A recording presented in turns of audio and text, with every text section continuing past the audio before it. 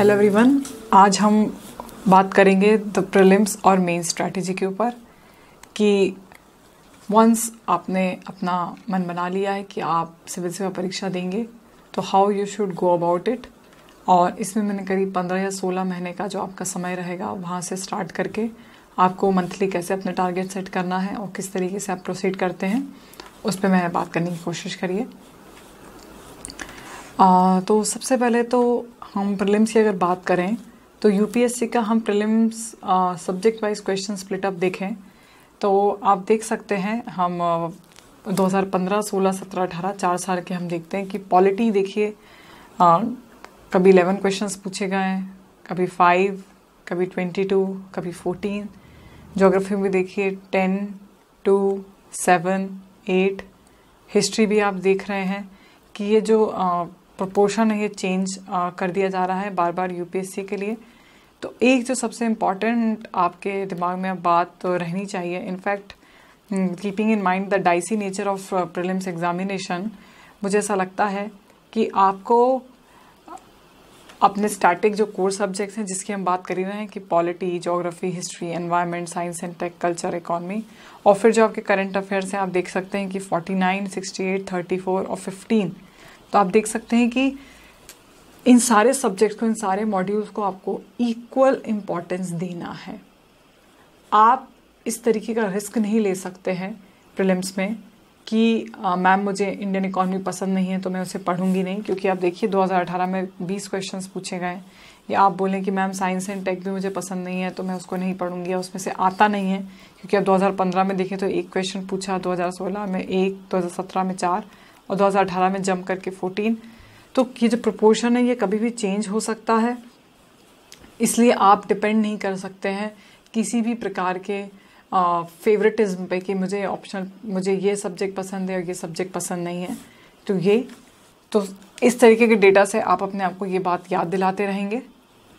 Next जो चीज़ रहेगी कि आपको अपना इनफैक्ट पूरे इस प्रिपरेशन में मेंस, प्रीलिम्स और ऑप्शनल, तो इन 3 मॉड्यूल्स में आपको अपने आप को याद दिलाते रहना है कि आपका कितना पोर्शन कंप्लीट हुआ है, कितना पोर्शन बकाया है, और ऐसा कौन सा मॉड्यूल है जिस पे आपको स्पेसिफिकली ध्यान देना है प्रीलिम से 1 या 2 या 3 महीने पहले।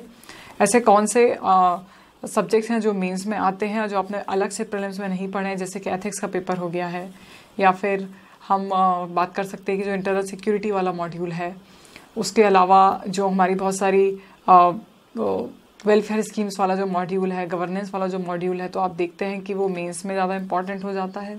सोसाइटी वाला जो मॉड्यूल है जो पेपर 1 का, वो भी मेंस में इंपॉर्टेंट जाता है, तो वो, और फिर आपका ऑप्शनल जो कि इरिस्पेक्टिव ऑफ एवरीथिंग आपको कंप्लीट करके रखना है। आइडियली मैं कहूँगी कि मान लीजिए अगर आपका प्रीलिम्स है जून में या मई 2020 में, तो इससे करीब 6 महीने पहले आई वुड से कि दिसंबर या फिर जनवरी तक आपकी जो फर्स्ट रीडिंग है ऑप्शनल की कंप्लीट हो जाना चाहिए। और इसके बाद इस दौरान आप ऑप्शनल को नहीं पढ़ेंगे, क्योंकि इस दौरान आप कोशिश करेंगे प्रीलिम्स पे ध्यान दें और वो सारे सब्जेक्ट्स भी कवर करने की कोशिश करेंगे जो कि साइमल्टेनियसली प्रीलिम्स और मेंस में कवर हो रहे हैं। हिस्ट्री हो गया, ज्योग्राफी हो गया, आपका कॉन्स्टिट्यूशन हो गया, और ऑप्शनल को आप 5 या 6 महीने पहले ही एक बार फर्स्ट रीडिंग करके पिक सेट कर देंगे। और मई और जून के बीच जो आपका सितंबर या अक्टूबर तक जो भी आपका मेंस शेड्यूल रहेगा, इस दौरान अपने ऑप्शनल को फिर से पिक करके उसमें आंसर राइटिंग भी शुरू कर देंगे। तो ये आपका एक ओवरऑल एक स्ट्रैटेजी आपकी हमेशा रेडी रहनी चाहिए। तो आइए हम देखते हैं कि पहले तो कोर सब्जेक्ट्स क्या हैं जो आपके प्रीलिम्स और मेंस दोनों में आपको हेल्प करेंगे। एक हो गया आपका हिस्ट्री, फिर हो गया आपका art and culture, geography, environment, constitution, governance, international relations जो कि करंट अफेयर्स में आ जाएंगे।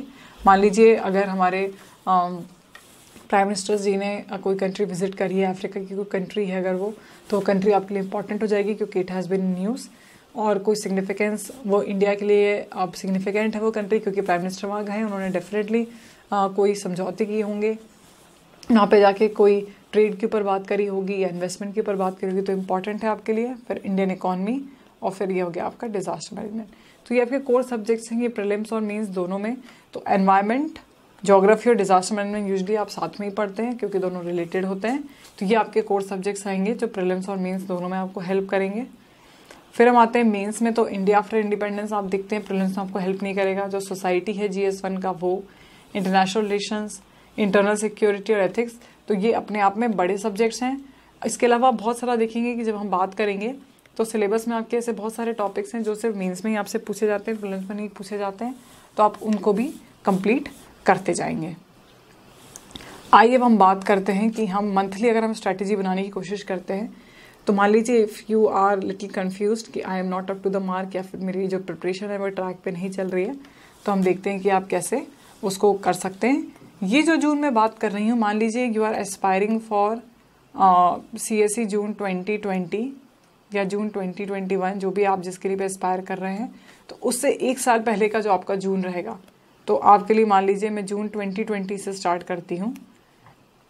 If you are aspiring for CSE 2021, तो हम बात करते हैं कि आप क्या कर सकते हो। ये एक आइडियल, जिसको हम बोलते हैं कि मैंने आपसे पहले भी बोला कि एक साल की अगर आप अपने ग्रेजुएशन के बाद आप अपने आप को डेडिकेट करते हैं, so that is how you should proceed.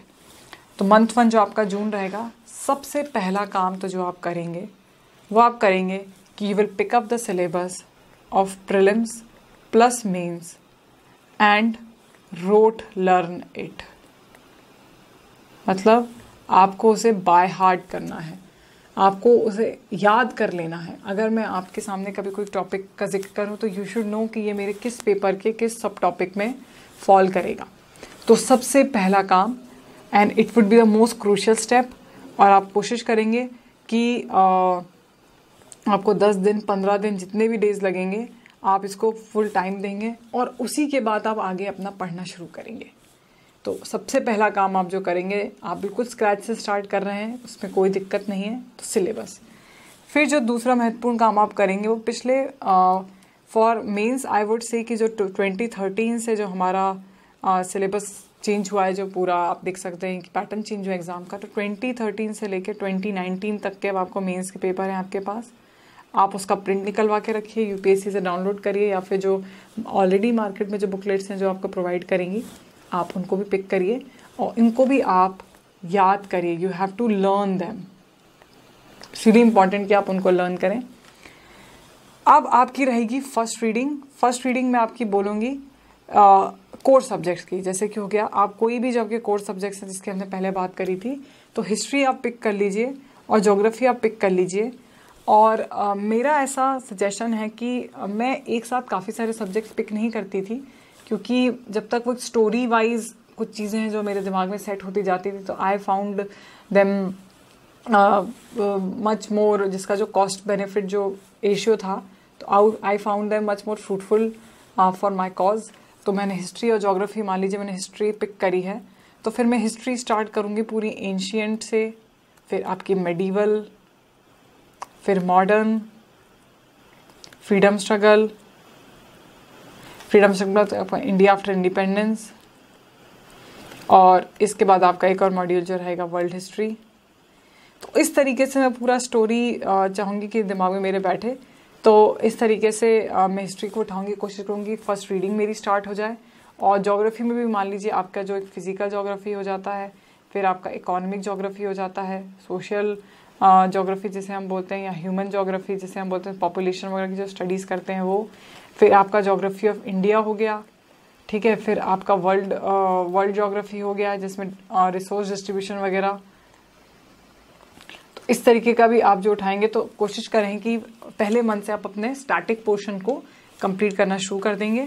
इसके साथ एक और जो नई आदत आपको डालनी पड़ेगी वो रहेगी newspaper reading, preferably the Hindu या द इंडियन एक्सप्रेस मैं सजेस्ट करूँगी, क्योंकि इसके जो एडिटोरियल होते हैं वो काफ़ी UPSC में आपको हेल्प कर सकते हैं, रेलेवेंट रहते हैं। और उसके बाद मैं आपको सजेस्ट करूँगी कि अगर आप बिल्कुल बिगिनर हैं तो अब राज्यसभा TV के प्रोग्राम्स देखना शुरू कर दें, जिसमें से जो डेली डिबेट आता है वो आप स्टार्ट कर सकते हैं। अभी आपको ये पूरी एक्सरसाइज में आप जो भी मैं आपको सजेस्ट कर रही हूँ, नो मगिंग अप। आप जो भी पढ़ रहे हैं अभी आपको उसको दिमाग में बिठाने की ज़रूरत नहीं है, अभी आप सिर्फ समझेंगे। You will try to understand the length and breadth of your syllabus, you will just test waters. सिर्फ सिलेबस और क्वेश्चन पेपर्स को दिमाग में आपको रखना है, याद करने की कोशिश करनी है, बाकी आपको कुछ भी चीज़ें याद नहीं करनी है। RSTV में आप डेली डिबेट देखिए, द बिग पिक्चर। उसके बाद आप इकॉनमी पे एक प्रोग्राम आता है, साइंस मॉनिटर एक प्रोग्राम आता है, तो आप इस तरीके के प्रोग्राम वहाँ पे देखिए। वो आप अपने आप में आपको काफ़ी इंटरेस्टिंग रहेंगे, आपको हेल्प करेंगे एग्ज़ाम में भी। और काफ़ी सारे फिलिंग द गैप्स जैसे हम बोलते हैं, बहुत सारी ऐसी चीज़ें होंगी जो आपको सिर्फ किसी बुक्स में या किसी रिटर्न फॉर्मेट में नहीं मिलेंगी, तो उनको आप इस तरीके के प्रोग्राम सप्लीमेंट करेंगे। इन दोनों एक्सरसाइज से you are just orienting yourself to the world of civil services. और आगे भी जब आप गवर्नमेंट में काम करेंगे तो यू रियलाइज़ कि इसी तरीके का काम हमारा इन्वॉल्व रहता है, और आप इस तरीके से अपने आप को एक अपना ओरिएंटेशन सेट करेंगे। तो ये आपका पहले महीने का काम रहेगा। अब हम आते हैं सेकंड रीडिंग, सेकंड मंथ में। तो आपकी फर्स्ट रीडिंग रहेगी किसी भी आपका कोर्स सब्जेक्ट, आप कॉन्स्टिट्यूशन अगर आप पिक कर रहे हैं वो, या फिर आपका पिछला अगर मंथ 1 का आपका बचा हुआ हिस्ट्री या ज्योग्राफी का पोर्शन तो वो, तो आप कोर्स सब्जेक्ट की ही अभी रीडिंग करेंगे। फिर आपका जो न्यूज़पेपर रीडिंग रहेगा, राज्यसभा टीवी के प्रोग्राम तो जो मैंने आपको बताए हैं वो रहेगा ही, और रिवीजन। अब आपको ये ध्यान रखना है कि आप पिछला जो भी पढ़ना है, आपने पिछले मंथ जो भी चीज़ें पढ़ी हैं, आपने मान लीजिए हिस्ट्री का कुछ पढ़ा है, तो आप कोशिश करेंगे कि वीकली भी उसको अपने फ्रेंड्स के साथ बैठ के 1 या 2 लोगों का आप एक कोर ग्रुप बना लेंगे, तो उससे बेहतर तो कुछ हो नहीं सकता है। बट अगर नहीं मैनेज हो पा रहा है तो आप खुद भी उसको बैठ के रिवाइज करेंगे। तो ये आपका मंथ 2 जो हम बात कर रहे हैं कि मान लीजिए जुलाई 2020 की हम बात कर रहे हैं, तो यहाँ तक आपका ये कंप्लीट हो जाना चाहिए। अब हम आ जाते हैं थर्ड महीने में।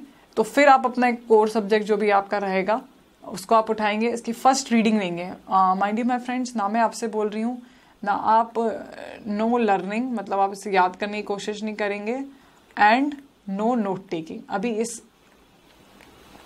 इस स्टेज पे जब आप हैं तो कोई नोट नहीं लेंगे और कोई लर्निंग नहीं करेंगे, आप सिर्फ आराम से उसको पढ़ेंगे। और फिर आपका newspaper reading, Rajya Sabha TV programme और आपका रिवीजन, जो भी आपने पिछले 2 मंथ्स में पढ़ाई करी है उसका आप रिवीजन शुरू कर देंगे। अब हम आते हैं मंथ 4 सितंबर में।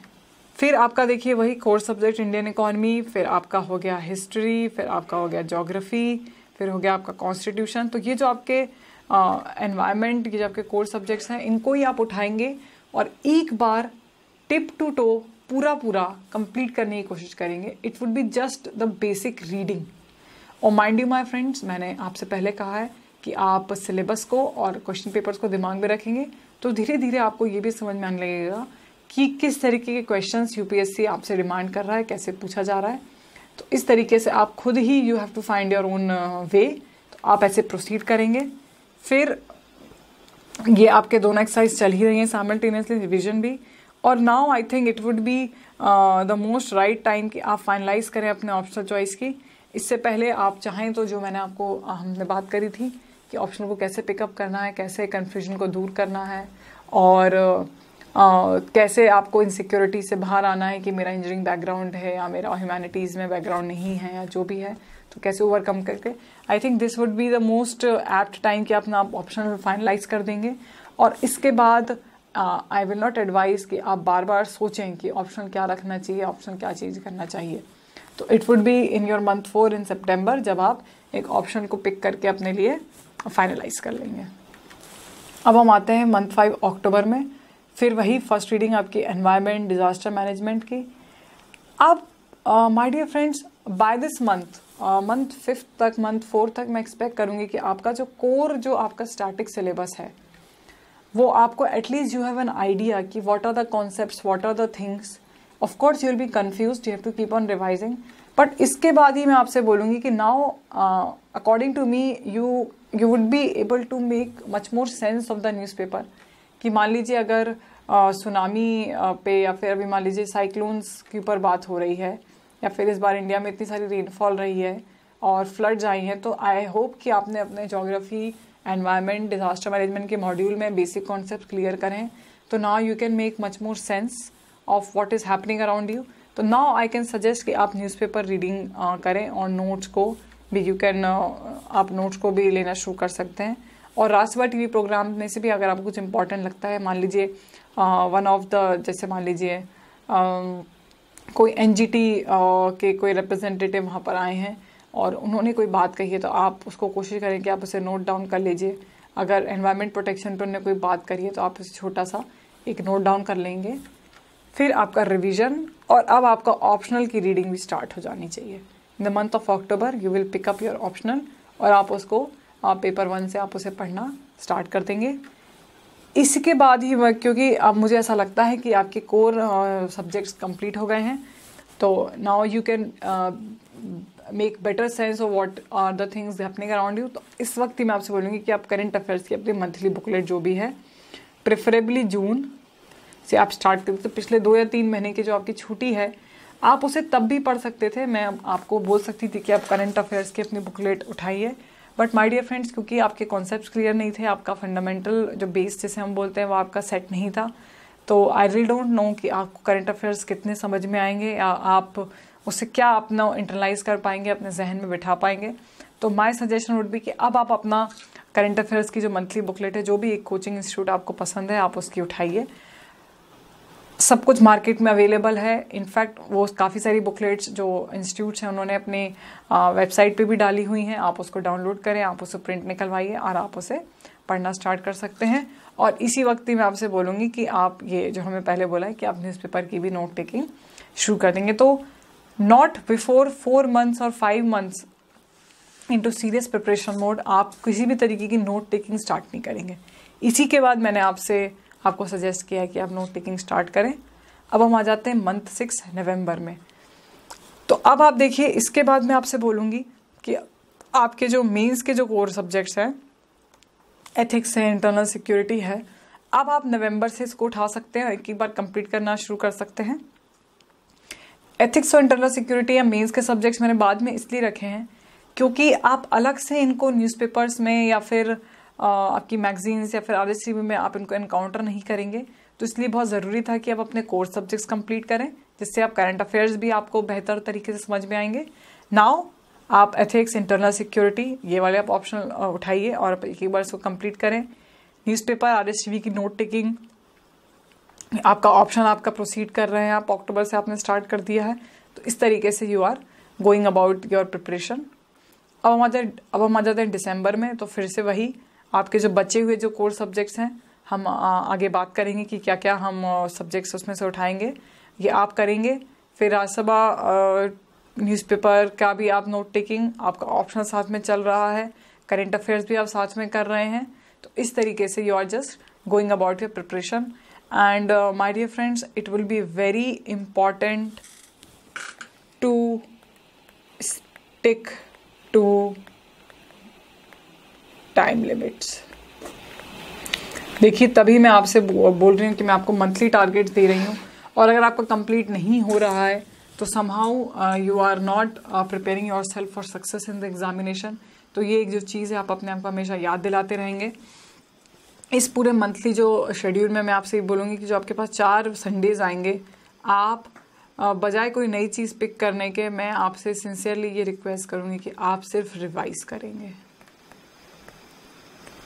क्योंकि इस एग्जामिनेशन में फोक्स जो 33% आपका जो टाइम जाना चाहिए वो रीडिंग में जाना चाहिए, 33% जो आपका टाइम जाना चाहिए वो रिवाइजिंग में जाना चाहिए, और आपका जो 33% जो आपका टाइम जाना चाहिए वो आपका रिप्रोड्यूसिंग या फिर हम बोलें कि मॉनिटरिंग योर प्रिपरेशन, या फिर बोलूँगी कि टेस्टिंग योर सेल्फ में जाना चाहिए।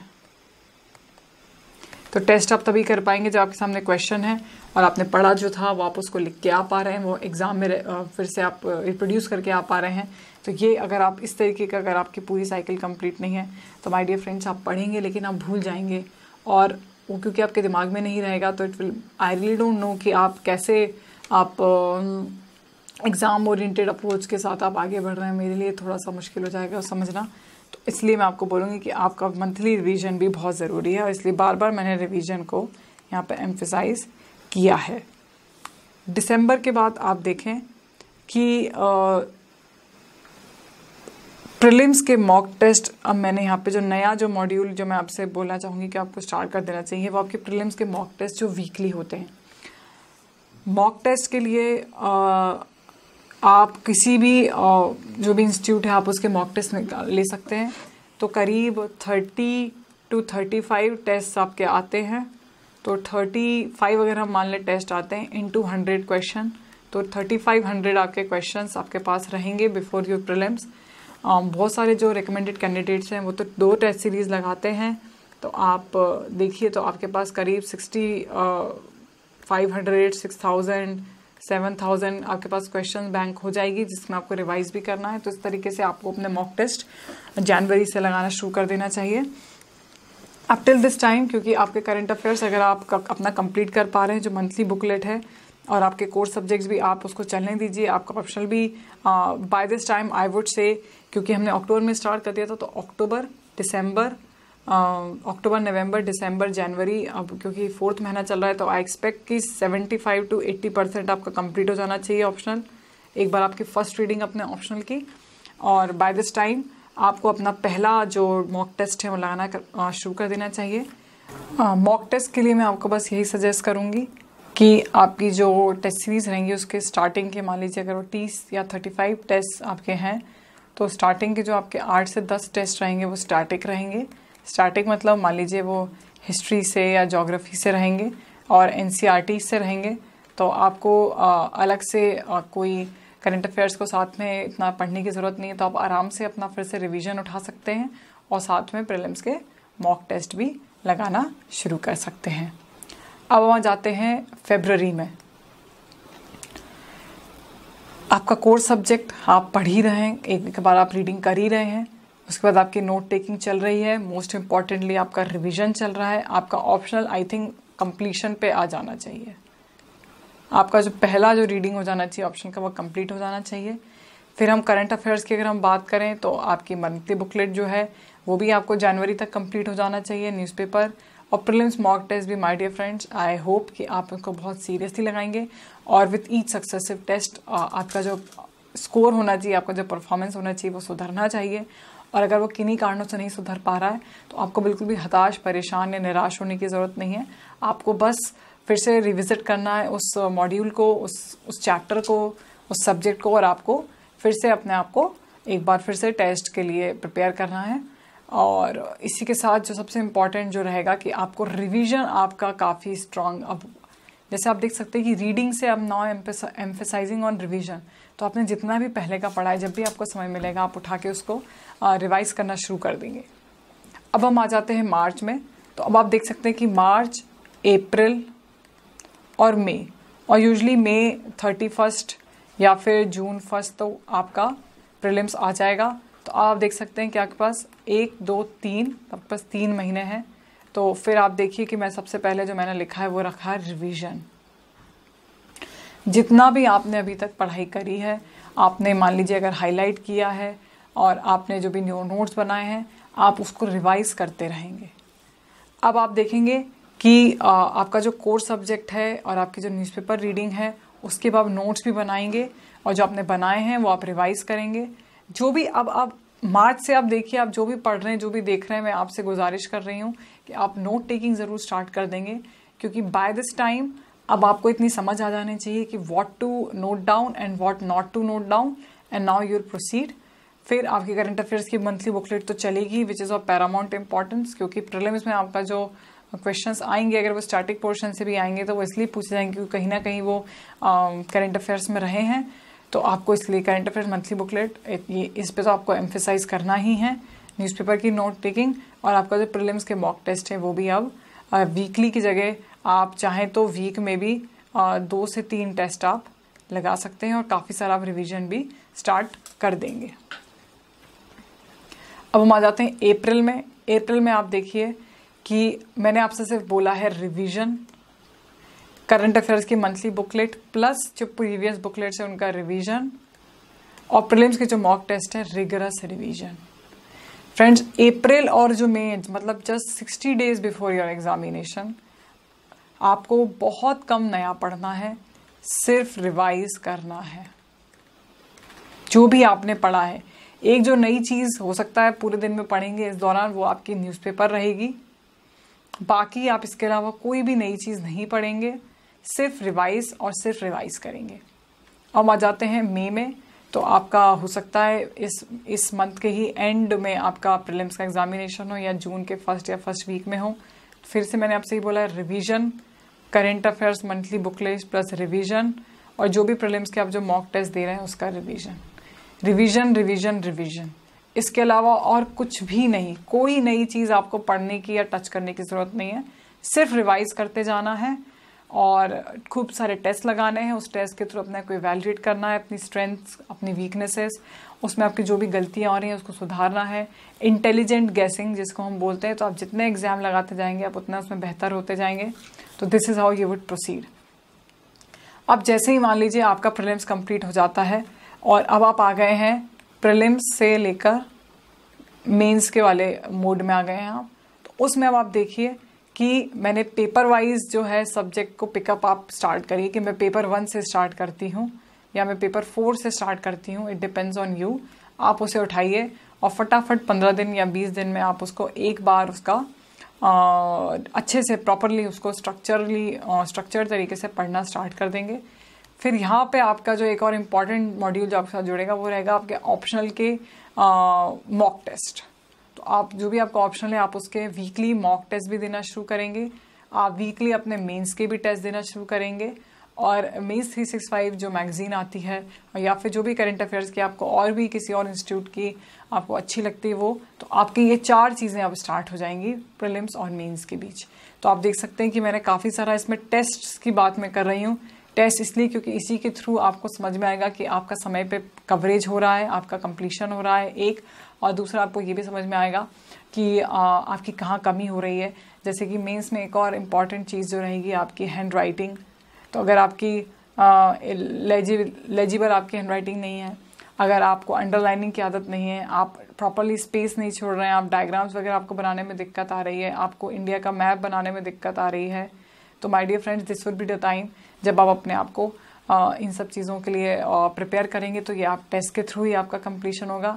इनफैक्ट फॉर ज्योग्राफी पेपर तो आपको इंडिया का मैप बनाना आना चाहिए। जैसे कि अगर मैं अपनी बात बोलूँ तो आप देख सकते हैं कि इस तरीके का तुरंत आप एक मैप बनाना आपका हमेशा रेडी रहना चाहिए। वर्ल्ड मैप भी आप इक्वेटर बनाइए और उसके ऊपर आपका जो भी, जैसे मैंने ऐसे याद किया था कि हॉर्न ऑफ अफ्रीका इस तरीके से आता है, तो ऐसे इक्वेटर से फिर जो आपकी लैटिन अमेरिका है वो ऐसा जाता है, फिर इंडिया थोड़ा इक्वेटर से ऊपर आता है। तो आप देख सकते हैं कि इस तरीके का आपको एक टेंटेटिव एक आइडिया लेके आपको वर्ल्ड मैप स्टार्ट करना है, ठीक है। और इस तरीके से आपको इसका मैप बनाना आना चाहिए। तो इस तरीके से आप काफ़ी अपने आप को अपनी स्किल्स में, अपनी राइटिंग स्किल्स में, हैंड राइटिंग को आप इसको प्रॉपर करते जाएंगे।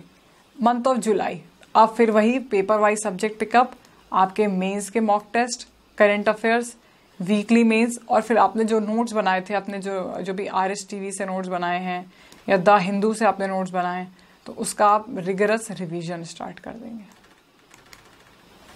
तो ये आपका जून के बाद जुलाई का रहेगा। अगस्त में फिर वही सेम एक्सरसाइज रहेगी आपकी, टेस्ट प्लस उसके जो भी आपको मॉडल आंसर्स मिलेंगे उसका रिवीजन, प्लस योर ऑप्शनल, और प्लस उसका भी टेस्ट और रिवीजन। क्योंकि देखिए माय डियर फ्रेंड्स, अब आपके पास 7 पेपर्स हैं, 7+2 जिसको मैं बोलूँगी, जो आपके कंपलसरी लैंग्वेज है। तो अब नाउ इज़ द टाइम जब आपको प्रीलिम्स में तो आपको सिर्फ आइडेंटिफाई करनी थी चीज़ें, but now you have to actually reproduce it. मतलब आपको ही अपने दिमाग से चीज़ें रिप्रोड्यूस करनी है। तो रिवीजन और उसको फिर इस समय में 7 या 8 मिनट में आपको उसको लिख के आना।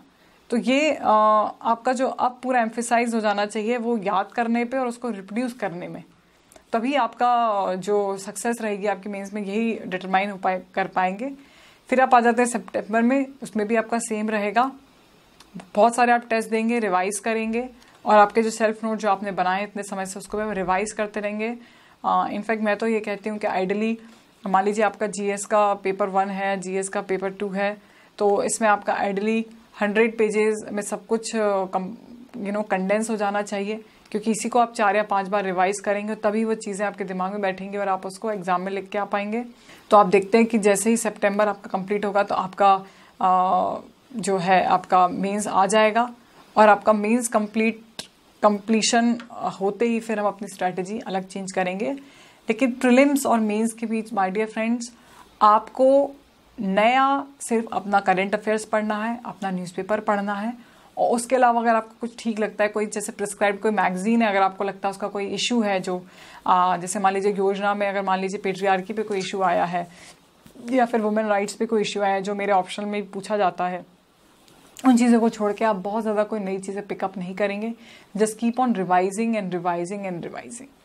और इसी के साथ ही आप अपना हैंड राइटिंग पे वर्क करेंगे, अपने मैप मेकिंग, अंडरलाइनिंग, जो डायग्राम्स जिसकी हम बात करते हैं उसको भी आप होन करते जाएंगे उस स्किल को, और that is how you would proceed for your mains examination. Thank you so much.